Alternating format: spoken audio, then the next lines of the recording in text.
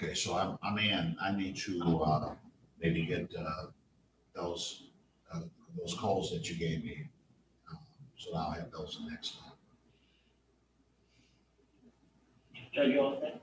Yeah, you heard me. I told you I need those that log on information that you gave me. Yeah, what I have to do, I just emailed it to you. Sounds perfect. Thank you. And if you need me, Judge, you can call me and extend you directly. I got you. All right. Have a good one. Yeah. Yeah. You heard me. I told you I probably need those. All right. This is case number 2351018. This is Asia Hunter versus Kenya Hardaway. The matter is before the court on the filing of a complaint for damage or health hazard to property. The record should reflect that this matter is filed as an emergency matter. Given the current status of things, the court is closed during this time due to the COVID indicators, and pursuant to the order of the district court, the court can only hear matters that might sound an emergency. I have had an opportunity to read the complaint that was filed in this matter, and at least the allegations that are set forth in the complaint would put this case in the category where the court should at least have a hearing on an emergency basis. Right, your appearance for the plaintiff at this time. Good morning, Your Honor. Harrison Galak, P number 76452, here today on behalf of the plaintiff. All right, thank you, Mr. Galak. And do I have counsel for the defendant in this matter, please? Yes, Your Honor. That is me, Indra Pandiraj, P84364 from Lakeshore Legal Aid, appearing on behalf of the defendant, Ms. Kenya Hardaway. All right, thank you, counsel. And do I have Ms. Kenya Hardaway with me at this time?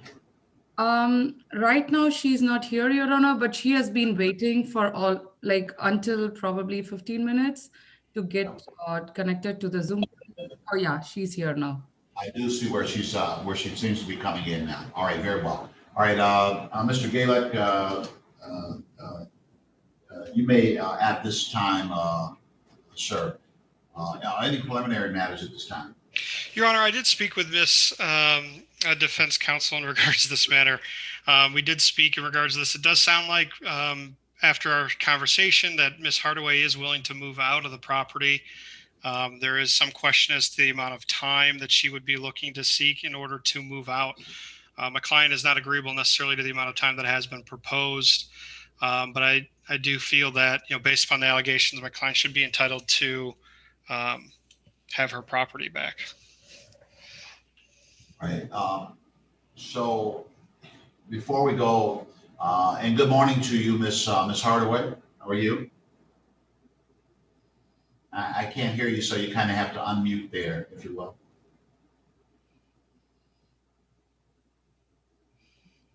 So say something now and see if I can hear you. That's okay. I'm just saying good morning to you. All right, ma'am. And we'll get to you in just a moment. All right. So at least the allegations, the indication that there was some shots fired or something along that line, that's obviously, it doesn't get a whole lot more serious than that. What kind of time, and I'm not trying to get into the settlement negotiations, but what kind of time are you looking at in regard to this matter?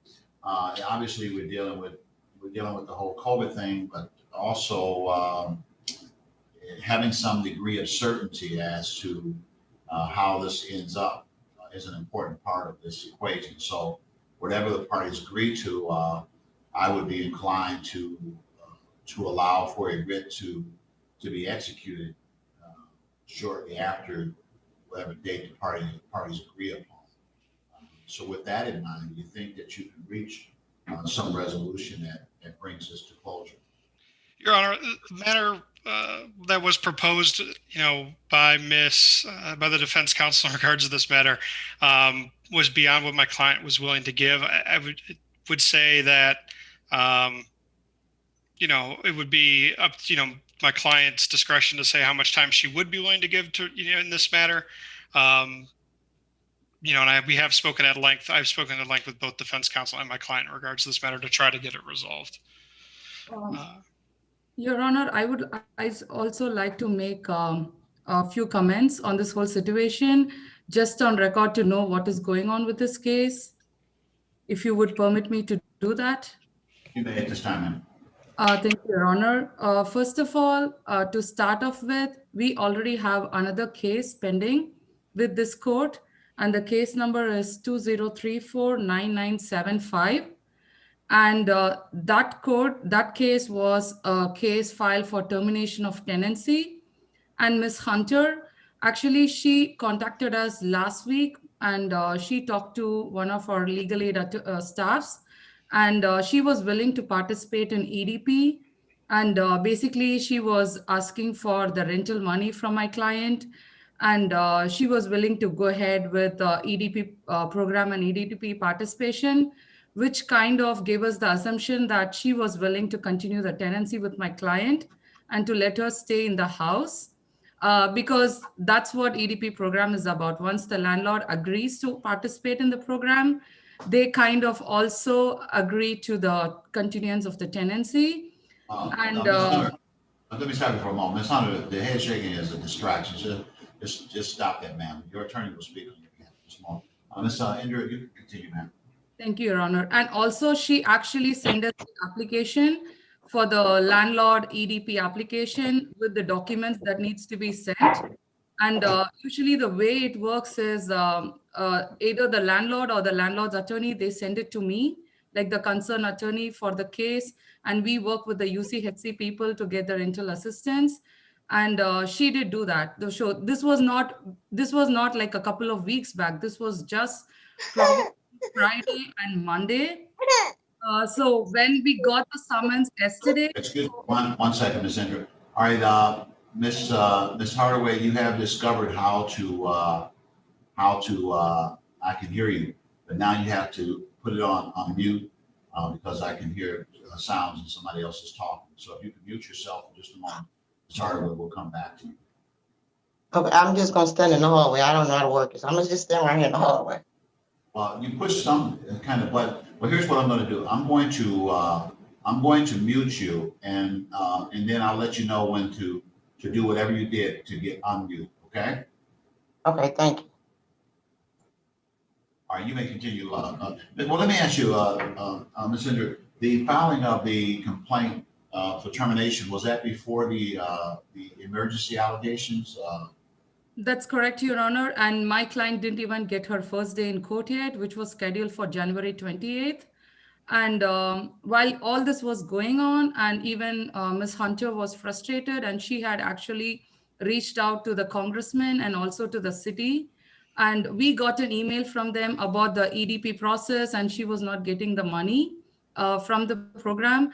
We took into, like kind of attention to this particular case, and we started making the process faster because it was coming from the city as well as from the mayor's office for the rental assistance. And this was not long back.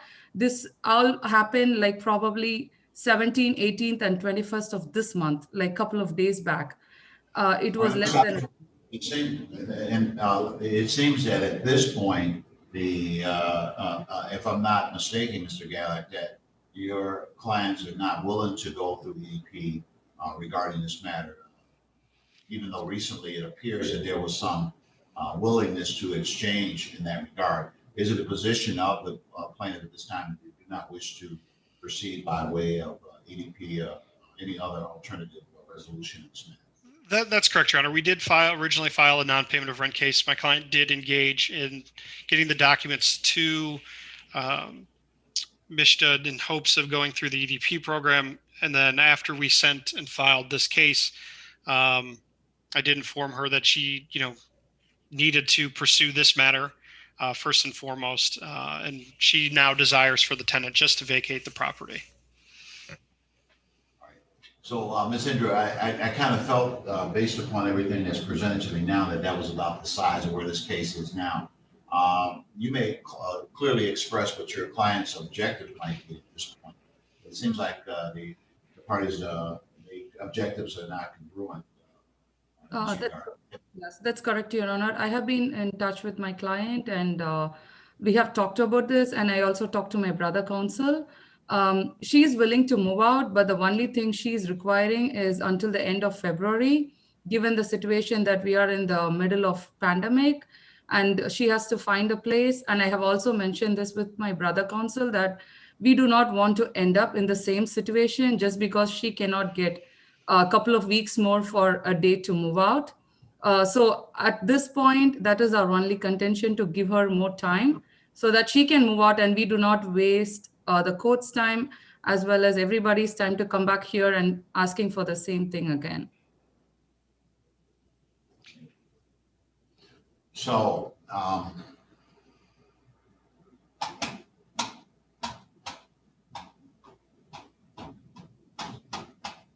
right. So, Mr. Gale, if you will, give me just a brief summation of the allegations regarding the legitimacy in this matter. I know Yeah. there were some shots fired, but just kind of give me some information in that regard, sir. Sure. Your Honor, my client moved in, Miss Hardaway, and I do believe she's lived there for several years at this point. My client is very familiar with the community that surrounds this piece of property, and is very familiar with the neighbors. And so the neighbors have been lodging numerous complaints with Miss Hunter in regards to the behavior and activity that's coming from the property. Regardless of whether it's Miss Hunter or a guest, there have been, numerous complaints in regards to that. I mean, first and foremost, there are lots of people coming in and out of the property. It's my client's understanding that they're operating a business. And then there was the police have been contacted several times. One of them involved gunfire at the property that entered into the neighboring property, which my client was contacted about. Which is, I mean, obviously, I don't know if you could see, my client is trying her best to get these residents out because, she cares about the community very much and the safety of that community. And it's tearing her up, Your Honor. I mean, you could see that she's, just wants to make sure that everybody is safe. And she obviously understands, Miss Hardaway is going to need a place to move to. She's not saying she needs to put her out today, but the amount of time that they're requesting at this point is too much for my client to allow and her to stay that long. Yeah, I understand. And I guess misfortune on top of misfortune is the reality that all of what happens on both sides of this happens in the middle of this pandemic, court shutdown, all those issues. So that just compounds it because of the situation that we're in. Of course. I guess some of my thought without hearing, because I've taken no evidence in this, just summations from the respective sides on this matter. My thought about this is that you may,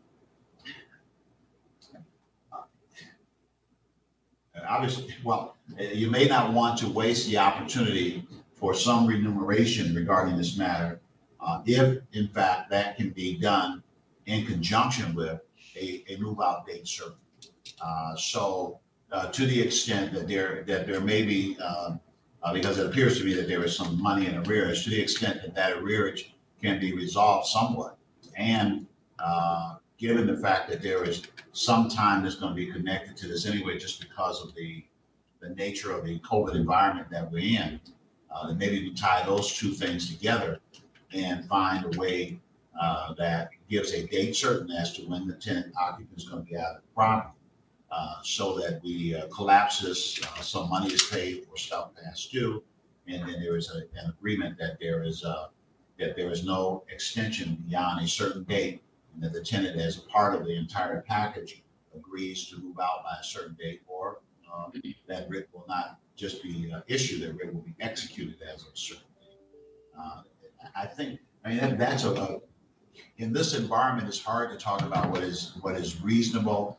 That would seem to have some reasonableness to it under all of the circumstances. If you were not dealing with a pandemic, and on top of that, the court shut down, bailiffs held in abeyance, and all of the issues associated therewith, then perhaps we could not talk on this particular platform. But with all of those issues involved, it seems to me that if we can tie together a way to get some obligations paid, but also to give some certainty, which that third component is there, that certainty also gives the tenant some time to be able to make this transition in the middle of the winter. That would seem to be the most reasonable way to resolve this. Of course, the court has a duty under the circumstances to conduct a full hearing if that is what is necessary. But even after that hearing, because it's very difficult to see where it's not a health hazard or emergency kind of situation where there's an allegation that shots were fired. That's the biggie here. I heard the notion that there are some sales issues or something going on as far as a business and what have you. The biggie here is shots fired. And we're already many days past that time. I also take into consideration that probably on the strength of Ms. Hunter trying to be a part of making sure that people have decent places to live, that this relationship has carried on for several years. So I realize that this is not a situation where somebody's just trying to hammer somebody. Otherwise, this would not have been a relationship that lasted for years. So there is some good that's involved in this. And obviously the issue is how do we get to a conclusion here? I think that the way to do that, is to take advantage of the EDP stuff that's been prepared, and to tie to that the reality that this situation has come to a place where the relationship has to end, and let's put together a document that ends it by a certain date, and it to be executed on or after that date, so that everybody has certainty as to what's going to happen. Some money gets transferred, and this whole relationship gets collapsed, with the court issuing an order for the tenant to be evicted if that does not occur. Your Honor, I think that your recommendation is a good one. I would only ask the court to perhaps give some guidance on what it deems to be fair amount of time to vacate, and then maybe we can put the parties in a breakout room and we can discuss the matter more fully about your suggestion. I think just my thoughts is that getting with the EDP program, I think you've got the month of January that she's going to have until the end of January to move out of the property. If a couple weeks after that might be something that would make this more congruent, make it work, all the pieces come together, then I think that's a reasonable thing to do.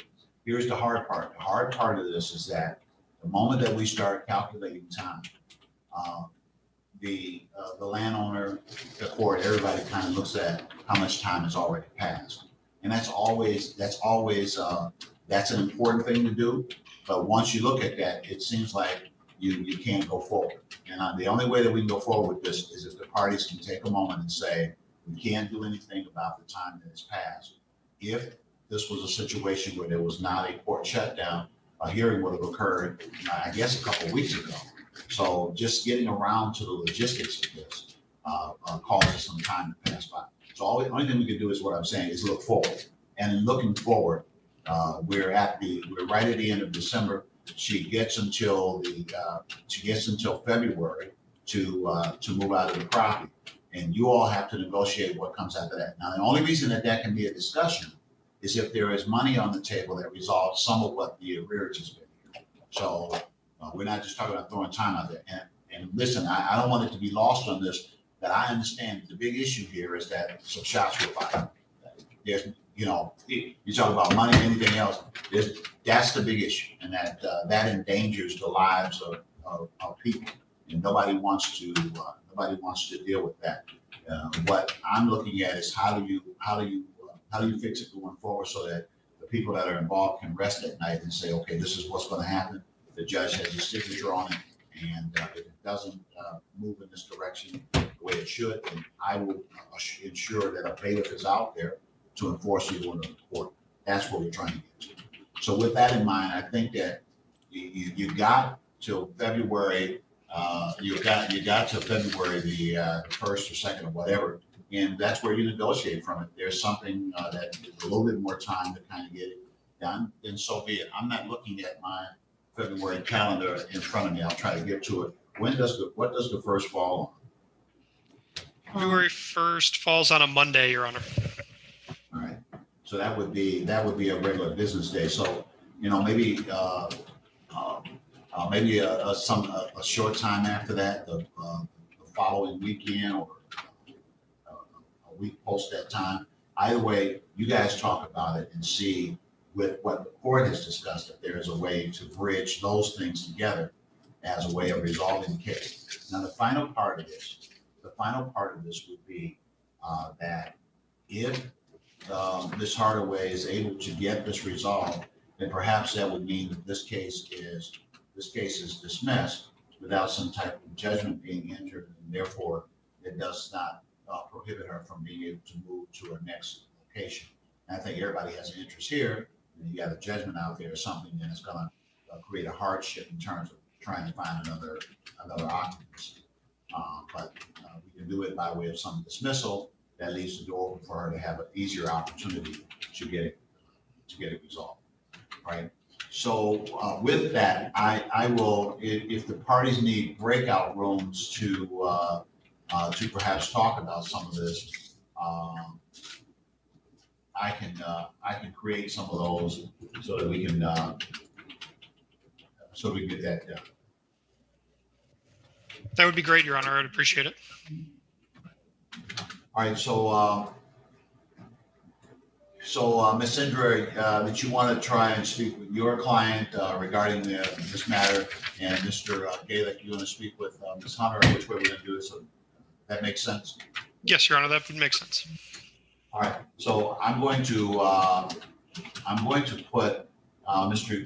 Galick and Ms. Hunter in breakout room number 1, and that'll give you opportunities to talk privately regarding this matter, with a sense of where the court would like to see this go. But obviously, the parties have a big say on that. And Ms. Hardaway, I'm going to put you in a breakout room with your attorney so that you can talk through these matters as well. I hope that you're hearing me okay. And Ms. Indra is going to speak with you in a breakout room regarding the prospects of being able to get this resolved. So that's going to be breakout room number 2. And Mr. Galick and Ms. Hunter, you should have a prompter on your device now that allows you to go into your breakout room. And I'm doing the same with you, Counsel Ms. Indra and Ms. Hardaway. Thank you, Your Honor. Ms. Hardaway, when you see the prompter to go to breakout room number 2, ma'am, just push that and it'll put you in a room with your attorney.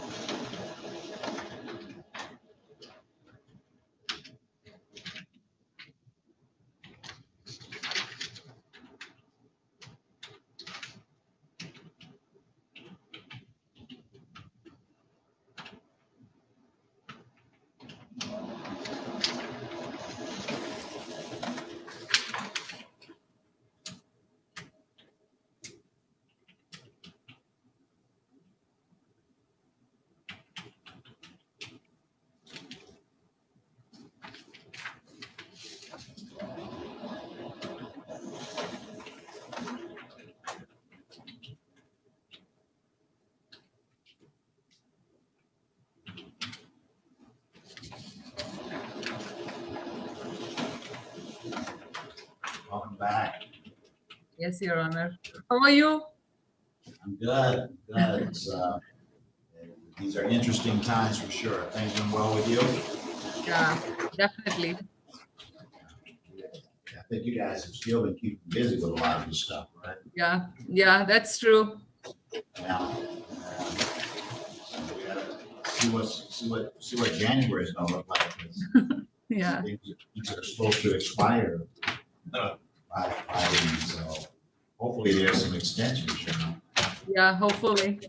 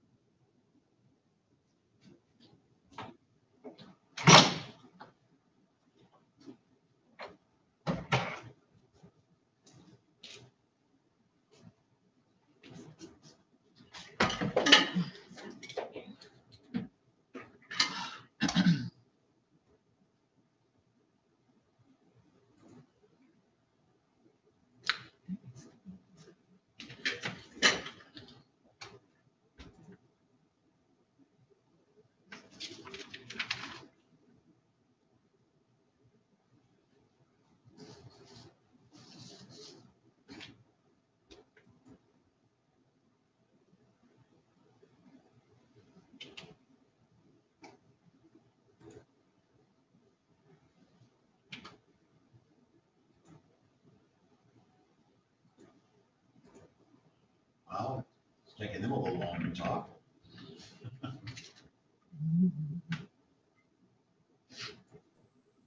Yeah. I think Mr. Gallic is trying to convince Miss Hunter. So yeah.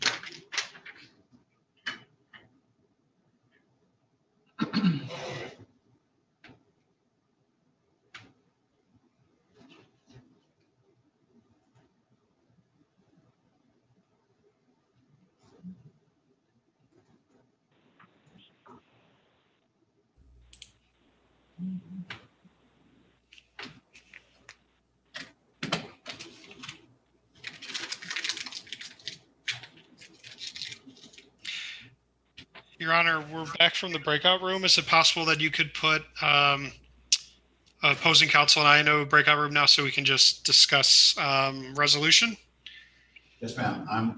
Yes, sir. I'm going to, Mr. Gaylock, you'll be able to go back to one, and I'm going to, Ms. Indra, I'm going to change you to one for now.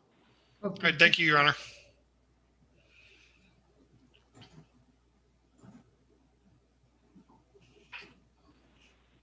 two of you can go in and then you come back. All right.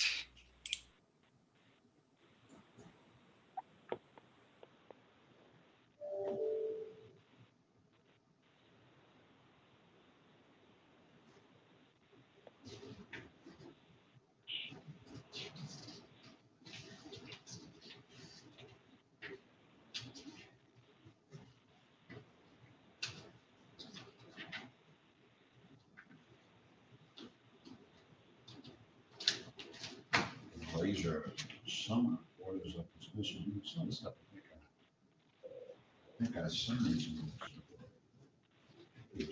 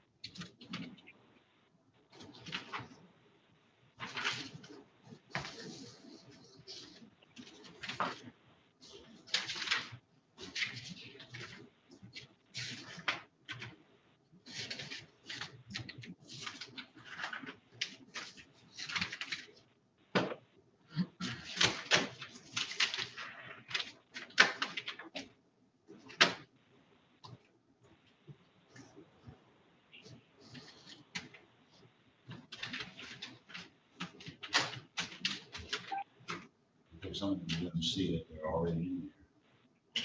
In this case, you.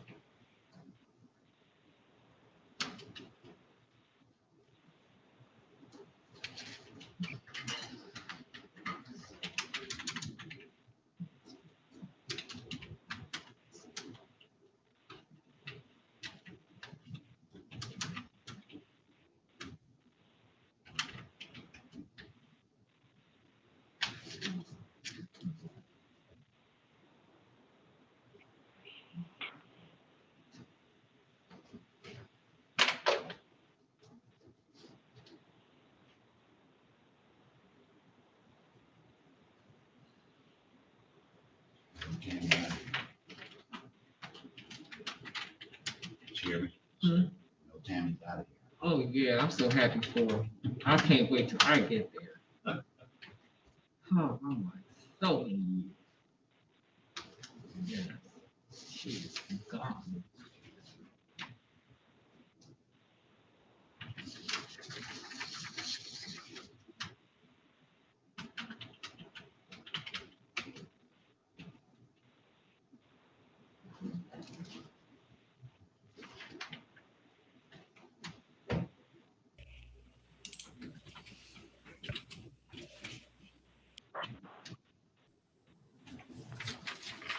Welcome back, everyone. And I know that I gave the parties an opportunity to talk about some things that I put out there, and I appreciate you taking the time, whatever the result is, to try and approach the subject in that way. May it's time. Your Honor, I do believe we are close in regards to resolving this matter. There was just an issue that we were a little. My client requested that opposing counsel may not believe that her client is willing to go along with, but I think we're agreeable to a date around February 1st. We're agreeable to participating in the EDP program. My client is requesting a date and time to try and just do a walkthrough of the property before the move out date, just to get an idea of the conditions so that my client can, after the defendant moves out, to try to hit the ground running to try to get the house repaired if necessary. It may not be necessary at all. But that's kind of what we're looking at in terms of resolution in this case. I think that kind of encapsulates what you had discussed with everybody on the record earlier. Well, certainly it would be a part of the relationship in the landlord-tenant relationship under any circumstances where the landowner, upon a proper notice, would be able to make entry into the premise for any reasonable on any reasonable basis to do a walkthrough, to do an inspection, to do an improvement. And typically 48 hours notice is all that would be required. My inclination would be to embed that in the order that the parties would agree to, and the outcome the parties would agree to, that would allow for the landlord to make entry upon 48 hours notice. And the parties can agree upon a specific time, or simply a 48 hours, a notice can be left at the premises 48 hours in advance, and at that time the landlord would be allowed to make entry into the premises. That one is not a difficult bridge to come over, because that's intuitive. The plaintiff has the right to make an inspection, to make entry, as long as notice is given. All right, Ms. Andrew, you may. Yes, Your Honor. In regards to the inspection, I would like to talk to my client to decide on a date, like a date and time, so that she can be available, or she can leave the house, so that they can come and inspect the property, given the situation that we do not want either my client or her family to be at the risk of any kind of COVID exposure. So I just want to make sure that they are not put in that risk. If the inspection is going to go on, she can be out of the house for a few hours, so that none of my clients or their family are at risk of any kind of exposure. That really makes sense as an additional factor here. So I'm going to give you the opportunity to speak with Ms. Hardaway again, just to kind of go over some of those issues, and let's see if we can arrive at some date that will work for everybody. So Ms. Intro, I'm going to put you back in breakout room number 2. Ms. Hardaway, you already have a prompt for breakout room number 2, so if you can see on your phone, just go back to that location. If not, I'll resend it to you in just a moment.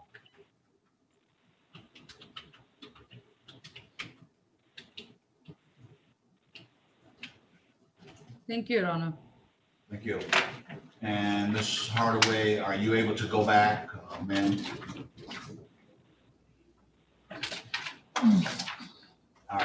So what I'm gonna do, Ms. Hardaway, is I'm gonna move you, but when I move you to 3, don't go there. And I'm gonna switch you right back to 2. Okay, so you're gonna see a prompter to 3, don't go there. I'm gonna move you back to 2.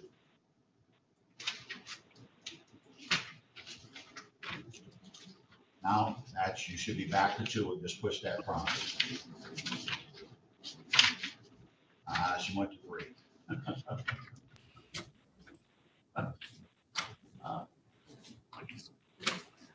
Right.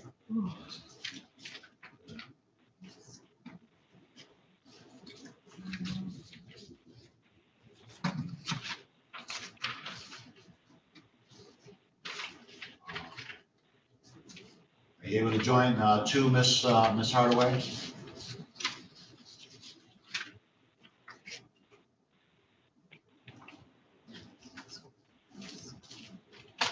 Okay, I'm gonna move you again. Can you go there?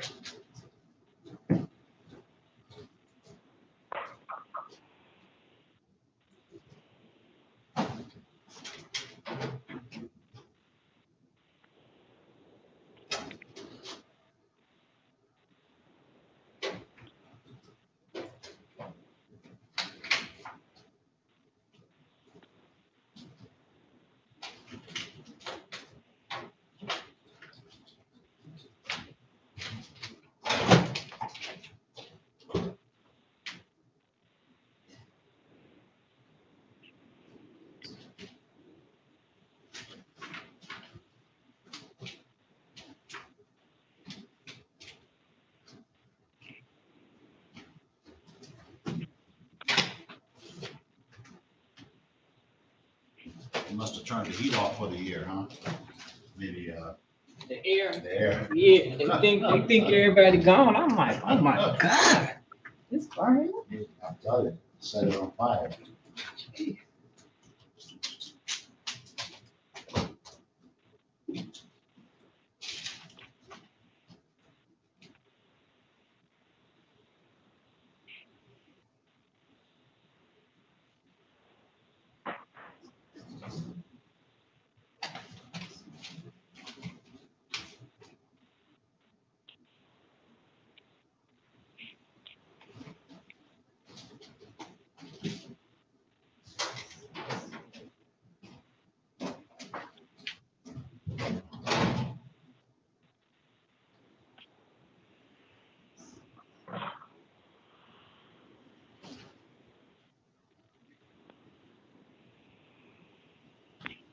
Harrison, I don't know if you can hear me, but I sent you a private message.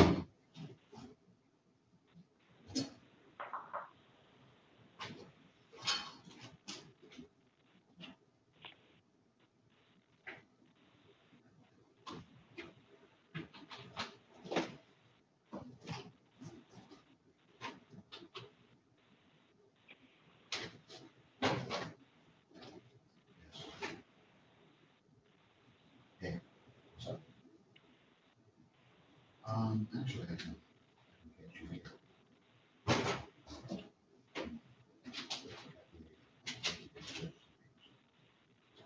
There now. Okay.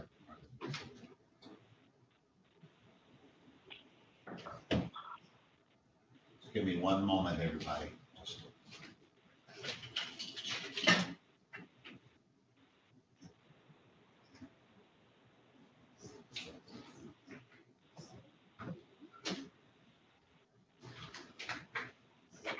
Right back.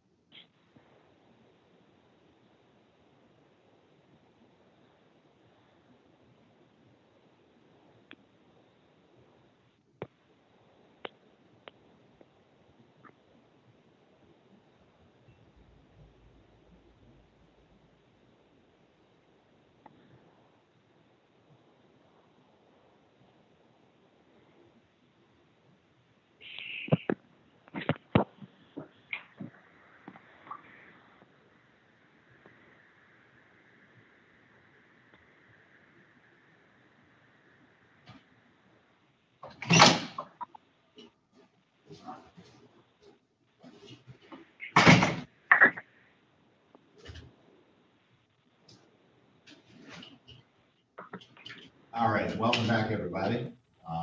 Thank you for allowing me that break. So, Ms. Indra? Yes, Your Honor. So I have talked to my client. She is willing to have the inspection date for January 31st between 3 to 5 p.m. Um, is that enough problematic? Does that work for everybody? Ms. Hunter, does that work for you? Yeah. Can you hear me? Yes, Yes. we heard you. Thank you. That works for us then, Your Honor. All right. So is there a resolution that can be put on the record at this time? Yes, Your Honor, I think I can take the first stab at this, and I will let Indra correct me if I've gone awry anywhere. But we've agreed that the defendant will move on or before February 1st. My client will be able to apply for a writ on that day, but my client has agreed not to execute it until February 8th. We have agreed to an inspection date of January 31st between 3 and 5 p.m. In addition, Ms. Hardaway is going to participate in the EDP program. My client is going to comply to try to get some back funds in regards to the outstanding amounts.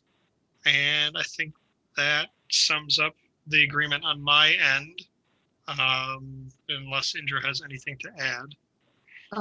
Everything looks good, Mr. Gallick. Yes, we agree to all the terms. And those, the acceptance of the advancement or acceptance of the EDP payments do not prejudice the right to possession of the property under this. That's correct. That's correct, Your Honor. Any money that my client receives through the program will not preclude them for applying for the writ on the February 1st date should Ms. Hardaway fail to move. Is that that's understood as well, Ms. Hinton? That's correct, Your Honor. Yes.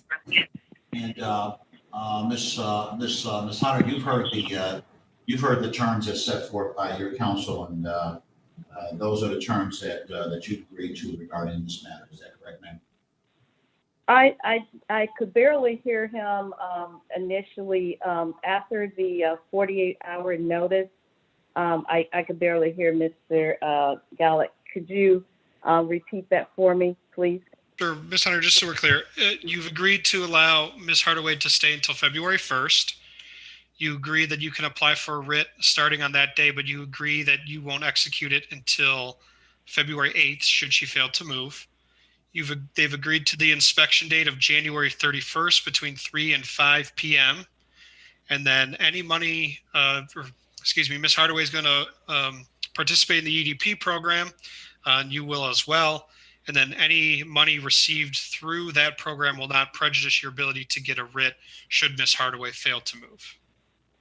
Okay, I understand now, but the only part I don't understand is that my concern about Ms. Hardaway moving February the 1st, which I expressed to you, Mr. Gallick, that I would like a writ signed ahead of time so that we don't have to come back, or I have to come back to the court because I am a government employee and I work. And also I have a situation with my daughter in Nashville suffering from depression. So I need to know that when Ms. Hardaway is moving, so I have where I can prepare to take time off of work so I can secure my property. And I need to know the actual date that she's leaving. That I need at least a 7-day notice so that I can secure my property in Detroit, because we all know that it will get violated if Ms. Hardaway moves out and there's no one to secure it. Right. So I would like to close this. I would like to close this out today so we don't have to come back and go to court and take anyone's time, because it's unprecedented time that we're involved in. Right, and that's why with the, Let me mention two things. One is that the court's order will secure the move-out indications here, and all that would need to be submitted would be the red form, so the court can sign it, because the order controls those items. And the other, so you would not have to come back to the court. The other issue is not completely resolved, but I would suggest that to the extent that Ms. Hardaway moves out sooner rather than later, that she give a notice forthwith that she's vacating the property, so that the property can be secured. So that might be something you want to put into the order, simply that if she's moving out sooner than, for some reason she finds a place, she moves out sooner than February 1, that she give notice immediately of her vacation of the property, so that Ms. Hunter can take possession and secure the property. Thank you. thank you, Your All Honor. right. That makes sense to you, Mr. Because Gaylor? I live in Maryland. So I would need adequate time to get there, and I work. So I just need to be able to get there in good faith and secure my house. I have small dogs. I have a lot to take care of, and I can't That makes sense. just jump up. Mm-hmm. That makes sense, ma'am. Absolutely. All right, Andrew, that makes sense to you, Madam Counsel? Yes, Your Honor, and I can also assure Ms. Hunter and to the court that I will be in touch with my client frequently if she's doing the EDP application. And in this time, I will also be following up with her on the date for move out. And if I get a confirmation date, I will be following up with my brother counsel to give him notice about a confirmed move out date, so that everybody knows what is happening and when she's going to move out. Thank you, Counsel. And Ms. Hardaway, you've heard the discussion regarding what the agreement is to resolve this matter. Are those terms acceptable to you as well, ma'am? Yes, Ms. Hardaway? yes, I'm fine. And I see that you work here mute and unmute, huh? Yeah, I learned how to use it. All right. All right, so we're gonna have, those terms are gonna be submitted to me, and then I will sign off on it. And hopefully this all works out together, man. All right, Thank you, Your Honor. I appreciate you taking the time today to work through this with us. absolutely. Thank you, Your Honor. And my Give client would somebody like, email address. You can email this to me and I will get it, I'll get it all signed up and emailed directly back. It'll be all done electronically. I do wish all sides well. Thank you. You know, and these are difficult times, but I think the parties are really under tough circumstances. I think that all of the persons involved here worked on helping this to come to some kind of meaningful resolution. And like I said, you know, these times are, you know, I've been a judge for 28 years now, and I've never seen anything like this. So Right. thank you for working at trying to get this resolved in these most difficult times. thank you very much. Thank you, Your Honor. Thank you. Thank you. Thank you. Alec and Ms. Thank Hunter. Thank you, And everybody. Andrew, I'll Thank be, you. The best of the holiday season to you. Be thank you. safe. You too, Your Honor. Thank you, Judge. Happy holidays. Happy Yeah, holidays. Bye, everyone. Mr. Gallic, I'll be in touch with you about the order. Yes, I'll call you later this afternoon. Okay, thank you. Okay, thank you. Take care. Bye, everybody.